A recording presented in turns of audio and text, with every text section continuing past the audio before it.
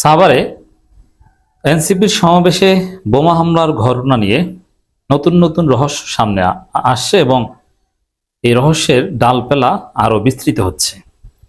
দর্শক, দেখা গেল যে সেখানে আহতদের মধ্যে একজন জামাত ইসলামী কর্মী।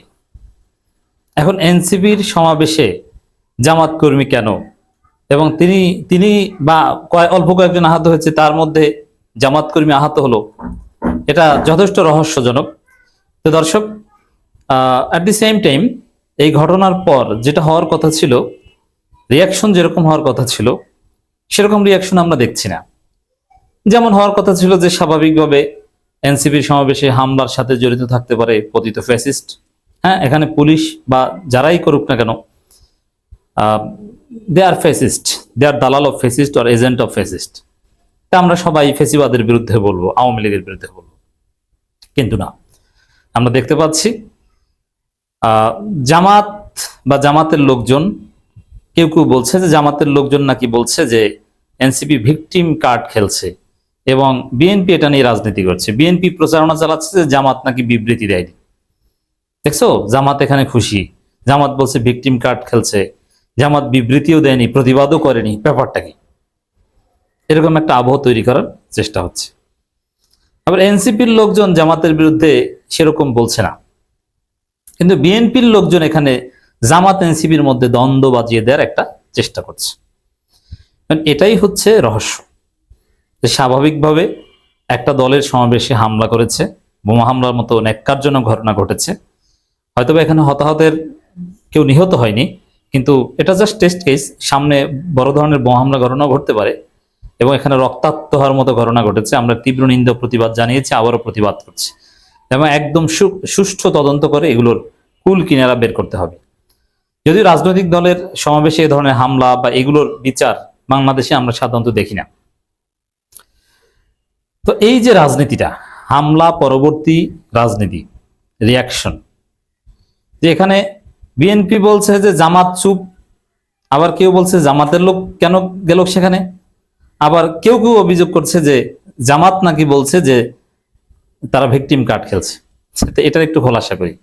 প্রথমে বলবো যে অনেকে আমাকে দায়ী করেন যে আমি নাকি সবার আগে বলেছি যে এনসিপি ভিকটিম কার্ড খেলছে, তারপরে স্বাভাবিকভাবে আমরা যেহেতু একটু আগে কথা বলি কিংবা মানুষের কাছে একটু পরিচিতি আছে, তারপরে অনেকে সেটা কপি করছে। না, আমি কখনো বলিনি, বা এই বিষয়ে আমি সর্বপ্রথম যে আলোচনা করেছি সেখানে আমি বলিনি যে এনসিপি ভিকটিম কার্ড খেলছে।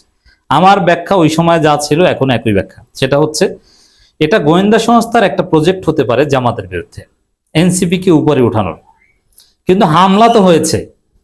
এখানে এনসিপি নিজেরা ভিকটিম কার্ড খেলছে তা না, হামলা গোয়েন্দা সংস্থা করে থাকতে পারে। তবে হ্যাঁ, যে কোনো ঘটনার পর তার রাজনৈতিক সুফল নেয়ার চেষ্টা সংশ্লিষ্ট দল করবে।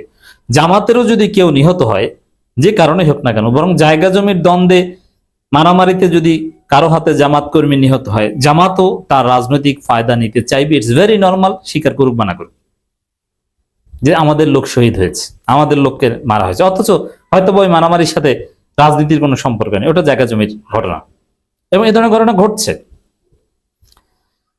তো এই জন্যে ভিকটিম কার্ড খেলছে এ কথা বলবো না। তবে হামলার পরে সিম্পিতি অর্জন করা, বের সুফল নেয়া, বা হামলাটা কেন হয়েছে, তারা যে আসলে ভিকটিম, এটা প্রচার করা, এটা তো অন্যায় না। এই রাজনীতি তারা করছে, করবে। এটাকে ভিকটিম কার্ড বলে না। ভিকটিম কার্ড হচ্ছে নিজেরা হামলা করে যদি নিজেরা ওইটার সুফল নেওয়ার চেষ্টা করতো। আমি একবারও বলিনি যে তারা নিজেরাই হামলা করেছে। এটা যদি কেউ বলে থাকে, আমি তার প্রতিবাদ করছি।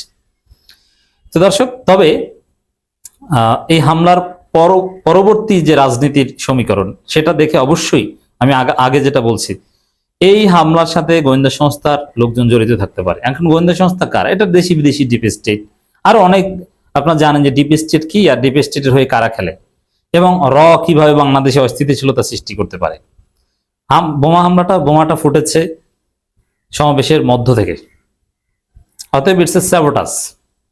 এবার আসেন যে জামাতের লোক সেখানে কেন গেল, এটা একটা কনফিউজিং কোশ্চেন, যে জামাতের লোক আহত হলো গেল। এটার ব্যাখ্যা সহজ, যে জামাতের লোকজনই অনেকে এনসিপি করে এখন, আর এনসিপির প্রতি জামাতের লোকজন আলাদা একটা সিম্পিতি আছে। যেমন আমাকে এনসিপির ভাইরা কখনো শত্রু মনে করবেন, আমি আপনাদের একজন সমর্থক। আপনাদের ত্রুটি বিচ্যুতি থাকলেও আপনাদের সমর্থক। কেন? কারণ আপনাদের নেতৃত্বে হাসিনার পতন হয়েছে, নইলে আমরা বাংলাদেশে আসতে পারতাম না। তো এই জন্য এনসিপির প্রতি একটা সিম্প্যাথি অথবা একটা সমর্থন অলওয়েজ থাকবে। আমরা যেরকম জামাতকে ডিফেন্ড করি, এনসিপিকেও ডিফেন্ড করি, আবার ক্রিটিক করি তাদের ভালোর জন্য। এখন জামাতের লোক সেখানে গেল কিভাবে? আরো বেশ কিছু জামাত শিবির বা এটা সব জায়গায় এখনো পাবেন, জামাত পরিকল্পিতভাবে একসময় এনসিপিতে লোক সাপ্লাই দিত, বাট এখন সেটা দিচ্ছে না। এখন এনসিপিকে নিজস্ব সক্ষমতা যা করা করতে হচ্ছে।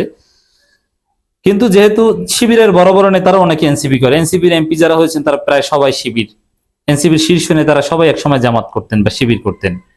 নাসিরউদ্দিন পাটোয়ারি থেকে শুরু করে গুরুত্বপূর্ণ যারা আছে তারা সবাই আক্তার। তো সেই জায়গায় অনেক জামাত কর্মী তিনি এনসিপি করতে চান বা এনসিপি করবেন, এরকম একটা পরিকল্পনা তার থাকতে পারে।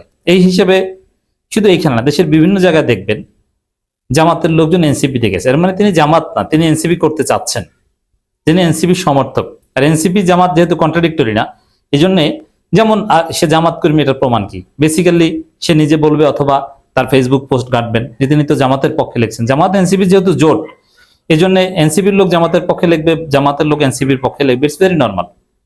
অতএব এটা কোনো স্যাবোটাজের আলামত না। যেহেতু জামাতের অনেকেই এনসিপিতে যোগ দিচ্ছে বা দিবে, এবং জামাতের লোকজন একটা অর্গানিক ভালোবাসা এনসিপির প্রতি আছে, তার অংশ হিসেবে আগ্রহ থেকে অনেক জামাত সমর্থক এনসিপির প্রোগ্রামে যাবে এবং ধীরে ধীরে তারা এনসিপি হয়ে উঠবে, এবং এভাবেই এনসিপি বিস্তৃতি লাভ করছে বা করবে। এটা হচ্ছে একটা ব্যাখ্যা। দ্বিতীয় হচ্ছে যে হামলার পর যে রিয়াকশন আমরা দেখলাম, বিএনপির লোকজন, বিশেষ করে বিএনপি নেতা রাশেদ খান, আমার শ্রদ্ধেয় ভাই, তাকে দেখলাম যে একের পর এক ফেসবুক পোস্ট দিচ্ছেন এবং তার টার্গেট জামাত।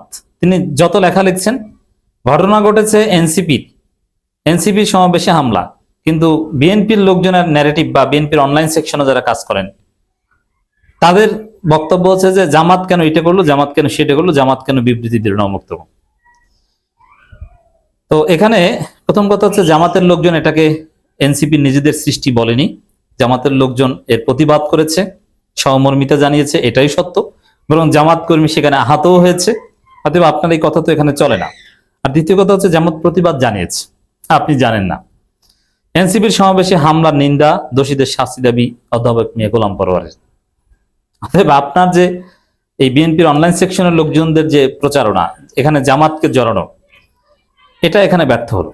জামাতকে জড়ানো বলতে জামাত খুশি, জামাত বিবৃতি দেয়নি, মানে এই কেন্দ্রিক যে রাজনীতি, এটা এটা একদম ধ্বংস হলো।